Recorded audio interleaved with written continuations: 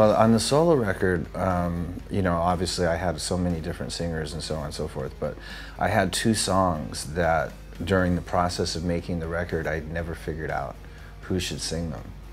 And so when the album was finished, I still had these two songs. I kept putting them aside, and then finally the album was done, and I still had these two songs that weren't done. And I couldn't think who should sing them, and I'd been hearing Myles' name for so long.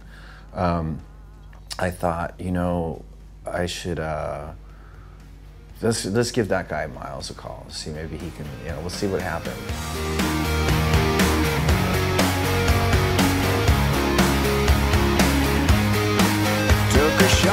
I was really surprised and flattered. I was extremely flattered. And so when he sent the music to what would become Starlight, and I got the music and then I put the melody and lyrics to it and sent it back to him, I don't know, a few days later. And then I wasn't sure what he'd think, you know. I'm not satisfied. We can't wait much longer.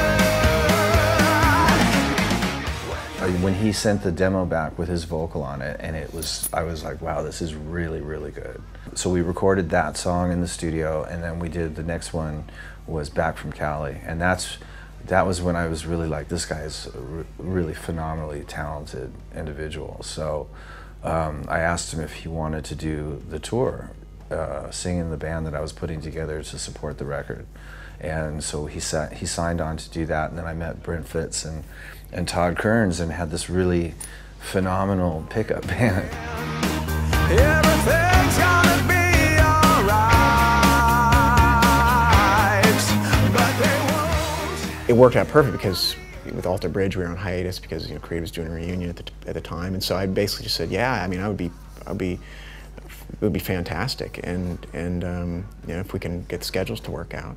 I went back and did the next Alter Bridge record, and I finished the last vocal, was on a plane like 3 hours later straight to LA and started rehearsing for his tour, and then it's never stopped since.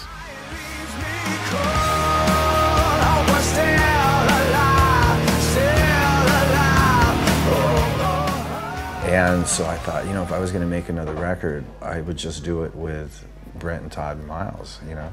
Like the first one, it was the first record that I had done pretty much put together myself. This one is the same kind of thing. I put it all together and I set it all up and I do all that and I sort of write the music, but this time it was consistently with Myles Kennedy, so it started to take on more of a band kind of a feel. So at this point it's like it's a band that's led by me, but I don't look at it so much as a solo thing as much as I did the last time around. Now I realize these are hard times, we can't face them, oh no. We were talking one day about, you know, the whole Mayan calendar thing, and everybody's just like, oh, the end of the world, 2012, and I was sitting there thinking, I was like, gosh, if that really happened, like it was the 20th of December, and I think the 21st is when everyone predicts it's gonna end or whatever's gonna happen. I was like, what would I do? What would you want to do? Like, if you knew that was it. I was like, maybe that's what I want to do. It's just like, you know, have that one last thrill. That was no pun intended there, but you know what I'm getting at. Just one more time.